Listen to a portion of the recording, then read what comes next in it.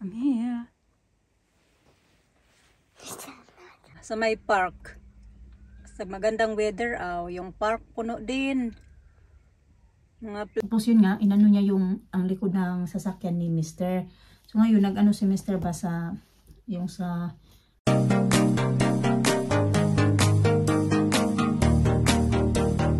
Good morning mga kachika, lumabas ako kasi magsasampay ako. Kahapon ko pa ito nilabas. Nakalimutan ko paano kay Mr. na magsampay siya kasi maganda yung weather kahapon, diba? Hindi ko nasabi, kaya sampay ko ngayon.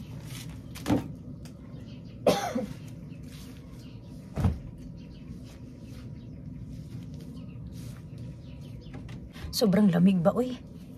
Lamig ako. Nakabihis na pala ako, ready na ako mga kachika, kakain na lang ako. Nandoon na din yung baon ko, ready na.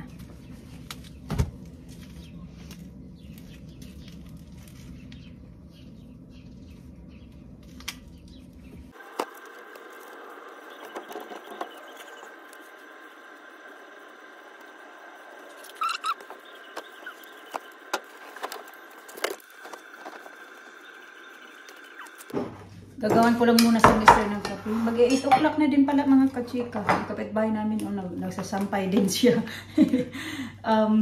Ito pala yung akin. Ako yung kape ko, hindi ko pati timplahin kasi kakukulo lang ng aking sinasaing. Kakain na ako. Kasi yan na lang yung rice. Bigyan kasi sa akin, kaunti lang ba. Gawin ko na si Mr. din ng kape.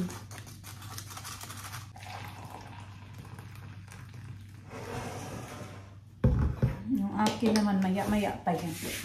Ang sarap pa ng tulog. Ang Alisa kagabi, ang tagal-tagal natulog.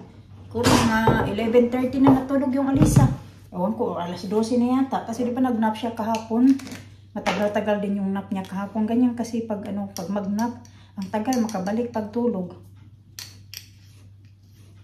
Kahit ako kagabi, mga alas 12 na din ako nakatulog kagabi. Pero okay lang naman.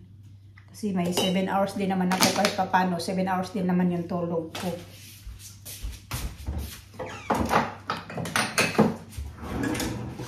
Si Alisa lang.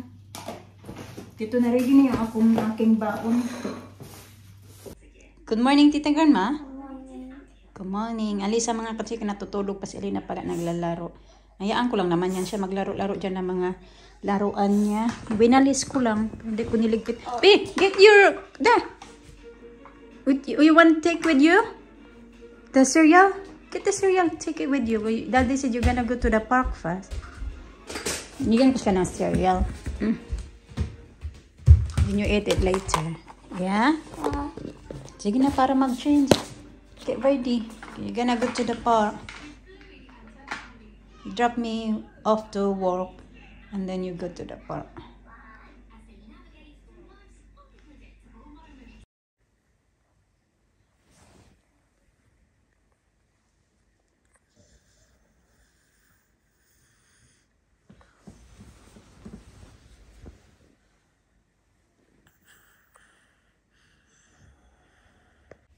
You say? Good morning. Good morning to Alisa.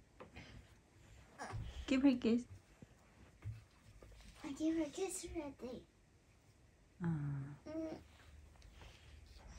Want to go to the car park today? Yeah. Mama, not to go work. I was here. I'm here. Day na. Late na talaga po. 8:48 na. Mister na doon pa sa toilet. Alisa, come here na ba? Baya. Pwede lang lumipad na talaga ako. Sandi din kasi ngayon. Keep falling. Ay, nako.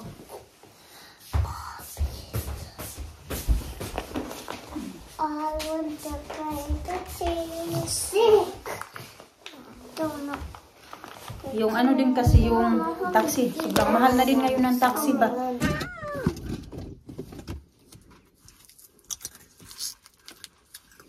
Wala kayong magdadrive dito. Okay. Mga bata may baon na ano. Cereal. Nabaon ko kasi nga dadaan pa yan sila ng ano ng park ba. Para hindi magutom. You have water there, ha?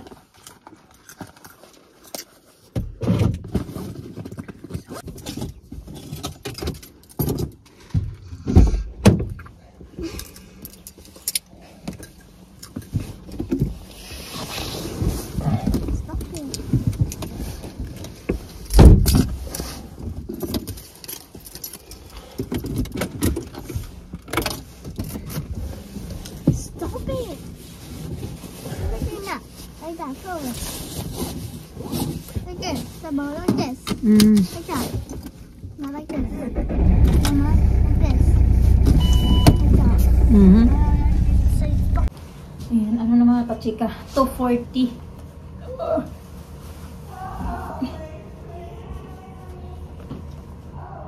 Yung damit na ito, susuotin ko lang to pag wala dito yung isa kong kasama. Kasi isa kong kasama ng kachika, as in ganito din yung damit na, as in ito ganyan talaga. White din. Ang pagkakaiba lang kay sa kanya, medyo mahaba. Sa akin kasi crop top. So nagkataon mga kachika na last week, suot niya yung kanya, suot niya din yung akin. Nagdiin ko sa kanya, sabi ko, ba't pareha tayo ng ng damit? Pagkita niya, sabi niya, oo nga. Kaya sabi ko, pag weekend kasi wala siya dito, ano lang siya, Monday, Tuesday, yun yung nandito siya. Hindi naman, nag-work siya from Monday to Friday. Pero bukas, ay ano siya, naka-annual leave siya bukas hanggang Tuesday. Sinuot ko today kasi sabi ko suotin ko to kasi wala naman siya sa pag-weekend. Hindi kami magtutwining.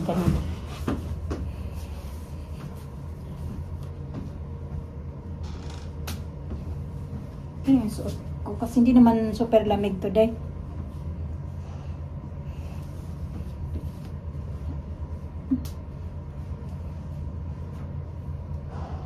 Nandiyan na yan ngayon yung mga magsusundo sa akin ba. Nag-antay lang ako ng time.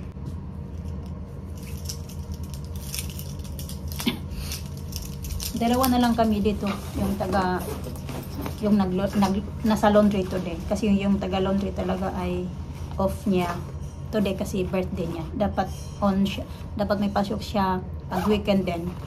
Kaso kay birthday niya kaya siya nag-off. Labas ko lang muna yan kaya hindi ako makalabas ng building pag wala yan. Been good girl today? Yeah, shortcut. Shortcut. What's a shortcut? A shortcut? Huh? Daddy, let's go. Come on then. I'm out. Mama, I looking. Mommy's turn. Look for us, Mama. Mama's turn. Look for us. Wait a minute. Where are you? Fingers, keep off the doors. Keep tight, don't touch doors when they're open or closing. Keep off. Dear God.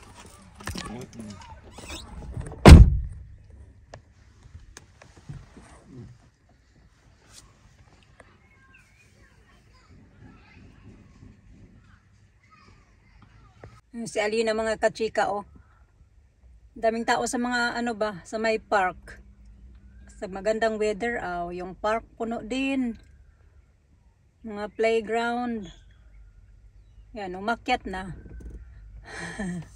Hindi niya ako maririnig niyan eh. Lina! Nahulog ng hats. Agoy. Nahulog yan talaga ba? Kasi nawiwili doon sa hats niya.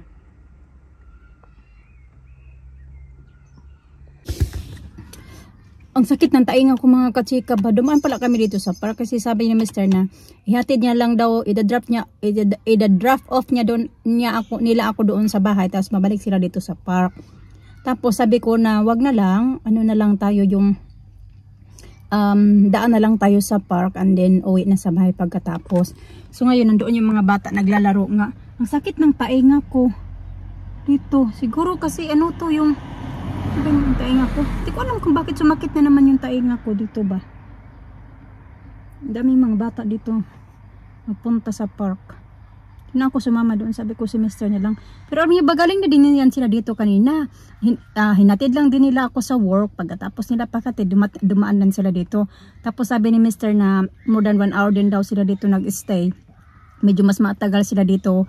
Nag-stay kayo na naglaro yung mga bata kaysa kahapon. Kasi kahapon, ganon din yung ginawa nila. Pero nag-ano naman sila yung wala pang breakfast yung mga bata. Kaya hindi sila nagtagal dito. So kaya na kasi may kinain-kain sila na yung maliit na tawag yan, yung nilagay ko sa container ba na mga cereal. So kinakain nila, marami-rami din yung kinain nila. Tapos inom lang sila ng tubig. Pero syempre hindi pa yun enough. Nag-breakfast pa rin yun sila pagdating sa bahay. Pero yun nga, hindi sila nagutom agad-agad kasi nga may kinain sila before sila pumunta dito. Ako naman ay nilalamig ako sa suot ko na ganito. Dito din yung mga classmates ni Alisa eh. Classmates niya, napunta din dito. Dito lang ako nagtambay-tambay. Ang ganda tingnan yung puno ba pag ganyan siya. Yung fresh pa talaga na bagong tubo. Yung green pa talaga. Ganyan yan siya. Tapos pagka ano na naman, pagka mga September, magdahan-dahan na naman siya. Yan siya mag yellow. Tapos pag March na naman, saka naman sila mag ano ba. Yung mag-start yung ano yung mga dahon-dahon. So ngayon kasi April na, kaya yung iba malalaki na yung mga dahon. Yung iba naman kaka-start lang din. Sige. What's that? I can show you. Here you go. There, Mama, I love you much. We play together. We play hide and seek. Look at that. Thank you. I'm gonna keep this one na. Got another one. Thank you. Got this one as well. And that one. I love you. XXX Alina, I love you so much. Thank you na. Give me a kiss. A birthday cake. Yeah, birthday cake. From Alina. I love you, Mom. Bye. Hello.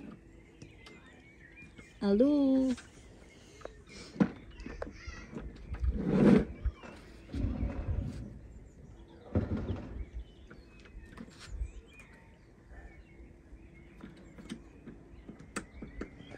Ibabalik niya na yun doon sa shed mga kachika. 20 pounds pala yung bili niyang kahapon. Yan pala yung pinunta niya talaga doon. Pumunta siya ng Kingston. Hindi lang mga kalayuan dito. Mga 30 minutes drive yata papunta doon. Yung dalawa naghaharutan. Yung mga sinampay ko, nandyan pa. Nahulog na yung isa.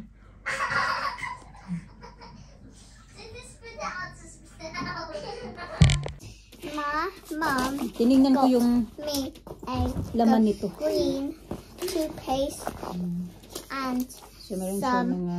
toothbrush. Jump, jump. I scratched my back here. Sige. So then we went home. I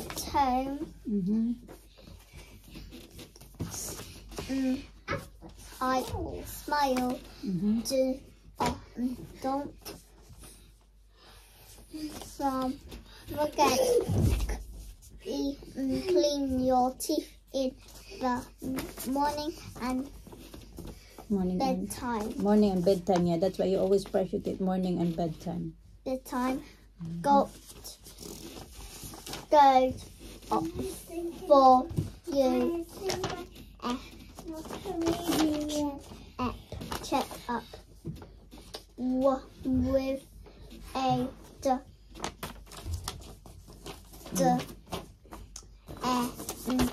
dentist. Dentist, yes. Don't eat a lot of sweets. Oh dear. And Alina ate a lot of sweets today.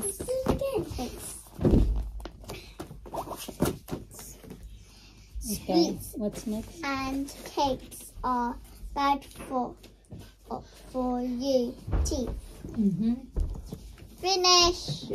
Oh, we have to read the red words and the green words. Plantsahin ko lang tong uniform ko mga kachika. Naghanap-hanap ako nito kung saan ko nalagay ba. Nalagay ko pati ito sa taas ng bunk bed. Tapos yung isa nilaban ko kasi dalawa lang kasi yung uniform na binibigay sa amin ba. Ganun. Naayos ko din yung mga uniform ni Alina para bukas natulog na si Alina. Si Alisa nandoon pa. Nagpaano pa sa akin kasi naghantay siya na ihag ko siya. Yung mga bata na yun, nasasanay kasi yan sila na bago matulog, kailangan patulogin ko muna. Yung tipo ba na parang nagpapatulog ako ng maliliit na bata. Ganun yung ano nila, yung ganap. So ngayon si Alisa, nag-expect na babalikan ko ulit siya doon at hanggang makatulog siya. Sabi ko, matulog ka na dyan. Kasi nag-ayos ako ng uniform ni Alina. Iwan ko kung nakatulog na yun.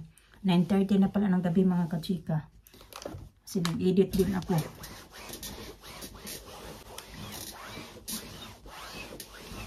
Hindi ko na binalikan kay para ba matutog din ba siya? Sabi ko nga yung ibang mga bata ilagay mo lang sa higaan nila. Sila na bahala matulog. Kayo, puro pa kayo ano sa akin. Ewan ko doon na. Pero hinag ko na nga yun siya kay na. Inuna ko siya kasi akala ko makatulog agad. Dahil late yun siya natulog kagabi. At maaga siya nagising kanina. Tapos 2 beses pa sila nagpunta ng park. I'm sure na sobrang tagod na yung bata na yan. Tapos hindi man makatulog. Nandoon pa. Ano kasi ako kasi nga, yung may nare-receive kami na tawag. Kasi si Mr. mga kachika noong last week, noong inatid namin, nung Monday yata yun, basta last week siya nangyari. Monday or I think Monday yata yun nangyari na binangga yung likod ng sasakyan ni Mr. I-insert ko na lang yung picture ko ano yung itsura ng pagkabangga sa likod. Yung nakabangga naman yung taga doon lang din banda, ano may anak siya na classmate ni Alina. At yun. Yeah, yung isa naman nasa nursery yata o reception. Ganun, basta dalawa din yung mga anak niya doon. Ngayon natin sa school. Tapos yun nga, inano niya yung ang likod ng sasakyan ni Mr. So ngayon, nag-ano si Mr. ba sa, yung sa, ano ba? Yung, nag-ano si Mr. sa, yung, dito kasi diba may mga insurance talaga, yung gaya na sasakyan, ganun. Tapos yun, nag-ano si Mr. sa, yun nga, sa insurance. Ngayon tuloy, may nare-receive kami na tawag na kukuliktahin na daw yung sasakyan ni Mr. Nagtawag ng tawag sa akin simula nung Sabado. Kasi nag-complain si Mr. noong Biyernes yata. Tapos naka-receive ako ng mga tawag noong Sabado. Karon tawag sila ng tawag sa akin. Hindi ko naman nasasagot kasi nasa trabaho ako. Tapos text ng text. I-insert ko na lang kung ano yung mga text nila sa amin. Ganon. Tapos kanina naman, ewan ko, I'm not sure kung tumawag ba kanina. Basta iba-ibang number yung gumagamit. Tapos yun nga, kukunin daw nila yung sasakyan, ganito, ganyan. Hindi nga nag-complain kami, kukunin na tuloy nila yung sasakyan. O yung nag-ano ba kami ba? Doon nga sa likod ng sasakyan din, na binangga. O yung inano ba niya, yung parang inano nga siya. Kasi parang paano din siya. Oh, parang ginanon niya mga kachika. Kasi dito yun dito banda ng sasakyan, parang ginanon niya. Kasi sa sobrang pagmamadali din niya papunta sa school, hindi na siya nagtingin din kung ano yung ginagawa niya. Yun parang ang laki ng ano dito sa likod ng sasakyan ni Mr. Yun yung nangyari. Ganun. Tapos yun nga, nag-ano si Mr. sa tawag yan? Sa insurance company. Ngayon naman tuloy, yun yung reply din nila sa amin na kukunin daw nila yung sasakyan ni Mr. Hindi ko alam kung anong mangyayari dyan. Pero kukontakin ni Mr. yung ano talaga, yung parang taas talaga tungkol sa mga ano-ano na yan. Kung ano bang dapat namin gawin. Ganon. Ay, ewan ko. Hindi naman nila basta-basta yung kukunin sa amin kasi nagbabayad naman yan si Mr. ng insurance buwan-buwan. Ganon. Malaki pa naman yung ano nila dito binabayaran. Hindi mo na ito mga kachika.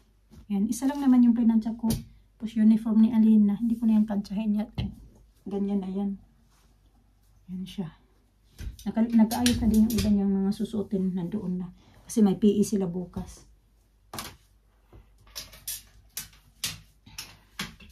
Natutulog na din ako kay inaantok na talaga ako.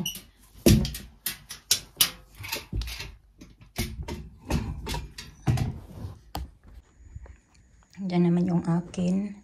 Yung sa akin yung dalawa. Ilagay ko lang muna yung dalawa dyan kasi para yan yung isa sa Tuesday. Tapos ito. Ay, Alina. Ayan. Nandoon na sa bedroom yung panty at saka yung socks niya. So, ayan lang.